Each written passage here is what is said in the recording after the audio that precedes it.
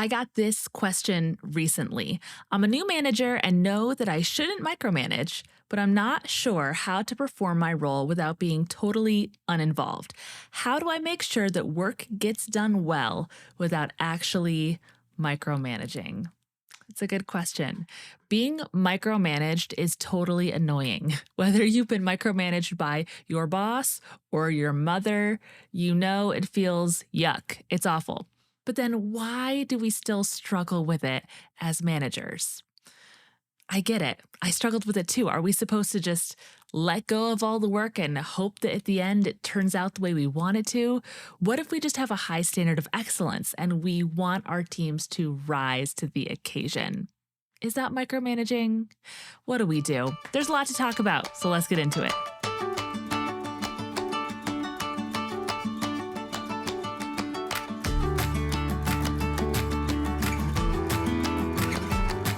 Hello, friends. Welcome back to the Culture Keepers podcast, or welcome for the first time. My name is Kara List, and I am your leadership coach. And here on the Culture Keepers podcast, we discuss topics that empower you as a leader, as a manager, to cultivate a thriving, connected workplace culture where your people feel like they belong. And because of that, you get great work out of them. And together you accomplish great things. Does that sound good? I'm so glad you are here. And before we jump into talking about micromanaging, woohoo, today, I want to ask you, do you use ChatGPT at all as a leader? Maybe AI terrifies you because you watched iRobot. I get it. Maybe AI confuses you, ChatGPT, you don't even really quite understand what the language means, so you don't use it all that much, you just don't know. And maybe you use it here and there or all the time. But friends, let me tell you, ChatGPT is a tool that you want to be using as a leader. And I know a lot of people think, well, ChatGPT makes us less human. But what if I were to tell you that there is a simple way that you can use ChatGPT as a tool to help you become more connected in your leadership? I'm telling you, this is awesome. And if you're like, great, Kara, but I don't understand any of it. Well, I have created a 10-minute demo. That is it. 10 minutes where I'm going to show you how to very quickly and very simply use ChatGPT as a leader in some really amazing, effective ways that are going to help you this week in your leadership and specifically in the way you connect to your people. And I know it sounds so backwards using ChatGPT to help you connect, but that's why you have to watch this demo. So go ahead and go to www.heycarolist.com/demo or grab the link in the show notes. And I cannot wait for you to learn how to do this. So what is micromanagement? We know what it is. It's that excessive control, that need to be involved in all the details, to know all the details, or to give all the details, right? This is exactly how you're going to do it. It's the hovering and the smothering. Oh, all those words. No, they're yuck. That is micromanagement. And I have a few concrete examples of micromanagement that I found from some online forums. So here's a few. My former boss was unable to trust anyone to do anything, and it drove me crazy. I'd finish task A, and within 2 minutes, I'd have an email telling me, remember to do task B. Task B always follows task A, and it takes more than 2 minutes to complete. Calm down and let people do their jobs. Can you relate? Here's another one. The new manager taking over is a notorious micromanager. You tell him what you're doing, he'll need to verify it, always acting like you're lying. HR doesn't care. This guy has been with the company for 10 years. I take it as accepted culture. I wrote HR over and they haven't even responded. And here's the third one. I had a manager that made us stay on Zoom all day so she could watch us and make sure we were working. That is crazy. Watch them and make sure they are working. Now, those people sound pretty awful. Like, those are some terrible leaders. And I know you are not like that. You don't do that. But it might be easy for us to hear such wild examples and think, well, my little attention to detail isn't so bad. Or I just really care about excellence. And so I want the frequent updates. But friend, I struggled with this, and maybe you do. It's the struggle of, can I trust what I can't see. It's the work that is happening not in front of you. And it's the work that can feel hard to let go, especially if it's important to you, especially if you care about excellence. So I get why it's hard. And I get why we tend to do it. There are 3 reasons why we are prone to micromanage. The first is, like I said, we just want things done in a specific way. We have it in our head what it's going to end up being or looking like. And we want to make sure that what is in our head is what actually happens. And so, in order to do that, they have to do it the way we would do it. The second reason that we tend to micromanage is because we just didn't do a great job preparing the front end of the project. So if we didn't give a lot of clarity or we didn't have great checkpoints or we weren't aligned in what the outcome was, then along the way, you have to do the work that you should have done in the beginning. You have to micromanage in response to your lack of preparation in launching this project with the team. And the third reason is plain and simple, we just don't trust our people to do a good job. And these reasons, the reasons that we micromanage, have impact, negative impact. I hate to say it, but there aren't really any positive impacts from micromanaging. They're all negative. And one is morale, right? People don't feel good when they're micromanaged. You want to know who I have to micromanage on a regular basis? My 8-year-old, my 5-year-old, and my 3-year-old, because they are children. So when we micromanage our teams, we make them feel like they're children. And that's real bad for culture. The second negative impact is just lack of forward progress as an organization. Because if you are the boss and you are constantly looking back and around at what is happening, you cannot look ahead. You will find yourself over time just repeating ideas. You won't feel like your organization is really inventive. You won't be making forward progress when it comes to a vision and a direction as an organization, because the leader's job is to look ahead, not around and back. Micromanaging also just creates an environment that isn't psychologically safe. So when you know that someone doesn't trust you, then you can assume that they have thoughts about you and your performance in your role. And when you're under that kind of scrutiny or like under the microscope of everything you're doing, it causes stress and anxiety.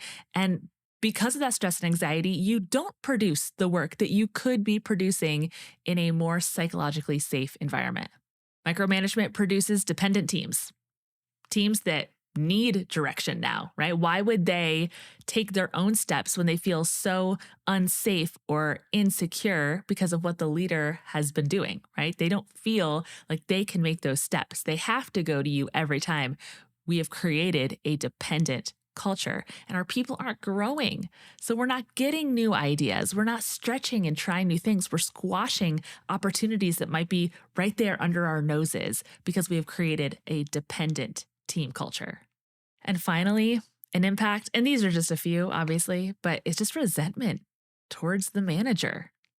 No one likes a boss who micromanages them. They make them feel awful.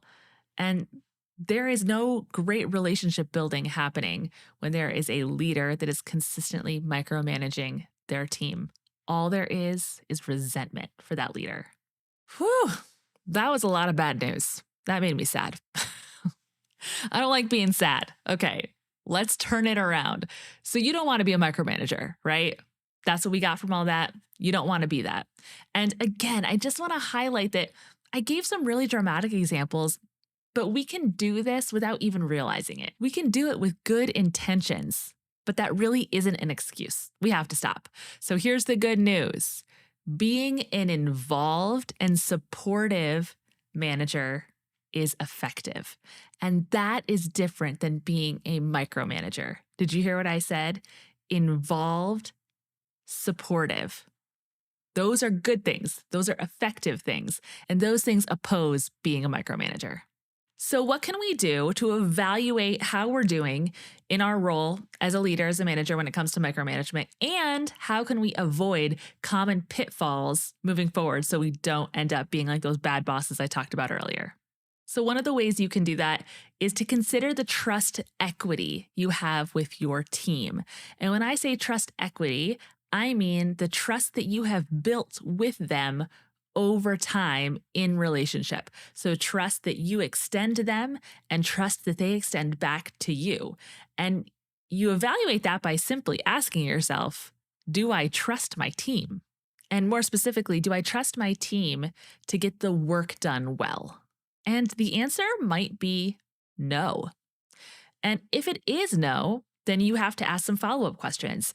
Is it because there are patterns of subpar work, patterns of mistakes, patterns of work not getting done well on time?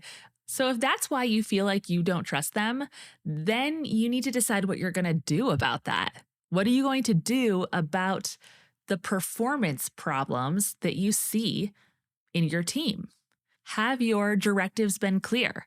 Have the projects been clear? Have you set your team up for full success where you could say, you have everything you need for me to step back, and then the results are subpar or there's a lot of mistakes? So if that is what is happening, then you need to address that. You need to address the performance. But maybe if you're really honest, you can say, no, I don't trust my team, because you're really just imposing your own preferences on the team. You know how you want it done. And in your mind, if you could, you would just do it yourself. So let that be a marker for you. If you're looking at a project or looking at your team and thinking, man, if I had all the time in the world, I wouldn't have any of these people. I would just do it all myself because I know exactly how it should be done, how I want it done, the steps in the right order to get it done, the end result. You know it and you want it that way. And if that's the case, then you're imposing preferences. There is more than one way to get from point A to point B. And so if you make B really clear and you make A really clear, then you should be able to let go, knowing that something awesome and beautiful and new and inventive might come from the way that person chose to do it. So if that's you, then I recommend you take some time to try to figure out what the root of that is, where that's coming from, and how you can move forward. And you might need help. You might need some coaching, and that's awesome. Everyone needs a coach. And so if you need some coaching, you can reach out to me. You can reach out to so many leadership coaches out there who are helping people discover the root of some issues and how to move forward in a way that is in the best interest of you and your team. Great. So now you've considered the trust equity. Now you're going to consider how you delegate, because there's a difference between micromanagement and effective management. Like we've been saying, micromanagement is controlling all the details, whereas effective management is setting clear goals, clear outcomes, and then giving freedom for your people to get from point A to point B. So how do we do it? What does that kind of delegation look like? Let's play a game. You want to play a game? The game is do this, not that. So I'm going to say the thing that you shouldn't do. And then in your mind, you're going to think of the thing you should do instead. I'll give you like 2 seconds. You could always pause the podcast if you need to. So instead of telling your team what to do every single step of the way, you should communicate what success looks like. Align your people around the outcome, not the process. Focus on the outcome and let the process be what the process needs to be based on who's working on it. Okay, this is fun. Are you having fun? I love playing games, one-sided games. This is great. Okay, here's the next one. Instead of asking to be included on decisions and communication, you should set milestones and checkpoints. Yes, you're allowed to do that. When you determine what point A is, you're allowed to say, and at this point, in this point, when you reach this marker, when you've reached this milestone, let's check in and see how things are going. Okay, here's the last one. Instead of redoing their work yourself or reassigning it to someone else after they've done it, you should guide them with feedback, honest critique, and let them try again. This kind of delegation not only rebuilds trust or forges trust with your team, but it creates autonomy for that person. And when you have autonomy in your work, you have the ability to feel proud of what you're contributing. And when people don't feel that pride in their contribution, it is a sure path to disengagement. But not only that, they can see how their contribution is a part of the bigger story, what your organization is doing together, and they see their part as being specific to them. It was their work, their skills, their thoughts that brought it all together, maybe even the second or third time, right? After some feedback and some revision, but it was still at the end of the day, their work. And so they feel like they've contributed to the whole and that they aren't just kids doing chores for the babysitter. Sorry. So there may be times when you do need to be more involved, right? That happens. Like when someone is new, when someone is visibly struggling and they're saying, I am struggling and I need your help. Can you come in and help me with this? Or when something is super high stakes, it is okay to come alongside your people when there is a high stakes situation and say, we all know how much this matters. So I want to come alongside and support as much as I can, as best as I can. But again, key word, support. Not taking over, not directing every step, but being more present in a way that is supportive. And that support is teamwork.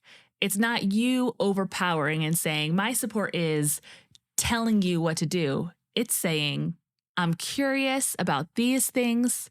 Can I share my concerns with these things? And can we together make a plan to help keep this thing moving in a way where we're going to reach our outcomes? So again, that's another point of connection. You're just connecting with the person. You're building trust. You're saying, this is hard and I'm here to support you, but not because I don't trust you, but because I know you can do this. And I want to make sure that you have everything you need to do it. Okay, final thoughts. Let's wrap it up with some final thoughts. Set clear goals and expectations up front. That way you don't have to micromanage on the back end. Have scheduled check-ins. Milestones, those points where you check in and see how things are going. And you're focusing on asking questions about progress and roadblocks and not diving into the details. Keep working on that feedback that is constant and going back and forth. You're giving feedback. They're giving feedback. You can say, how can I be supporting you better? What do you need more from me? What do you need me to stop doing? Would you be bold enough to ask your team that question next time you're in the middle of a project? What do you need me to stop doing for you to be successful? And then ready? Open up your hands and let go. Let go by way of full delegation, not partial, not hanging on a little. Let your team drive the projects you are giving them. Remember, you're giving responsibility. You're giving decision-making opportunity. You are not just handing out tasks. They're not your assistant, right? You're not saying, can you do these things for me for my work? You're saying, this is your work. You drive it and let me watch you thrive. Recently on a podcast where I shared things I learned early on in leadership, things I wish I would have known, I shared that relationships are better than results, or relationships always lead to results. They're better too, but relationships lead to results. And this is a great way to see it in scope. When you connect with your team deeply, when there are these relationships forged over time and trust is built, then you can hand it off knowing that they are going to deliver their best work. And in that relationship, you have the ability to check in and give feedback in a way that feels supportive and not like you're hovering and dictating every move. And that is where the magic happens. That's actually where the results just explode. We think we need to focus on the results. We got to get everything done. And the relationship is just kind of like a kumbaya. But if we can focus on that relationship, our opportunity for productivity and excellent work just goes through the roof. So here's my challenge for you this week. My challenge is not going to be stop micromanaging. I hope that in time you do stop micromanaging. But my challenge for you this week is, what can you do to strengthen your connection with your team? How can you lean in and show them that you trust them a little more? How can you give them room to thrive? That's my challenge to you this week. Okay, friends, as always, I just want to remind you, this podcast isn't meant to condemn you for being a bad leader. We are all just striving to do our best, and hopefully leaders just striving to care for our teams and build those relationships and really to build more leaders. And that means it's messy, and that means we're going to make mistakes. But if we can be self-aware, we can see those points that we need to grow and just work on those 1% changes, we will continue to become excellent leaders. And remember, friend, excellent is not the same as perfect. I'm so glad you were here today. Thank you for listening, and I'm cheering you on. I'll talk to you next time.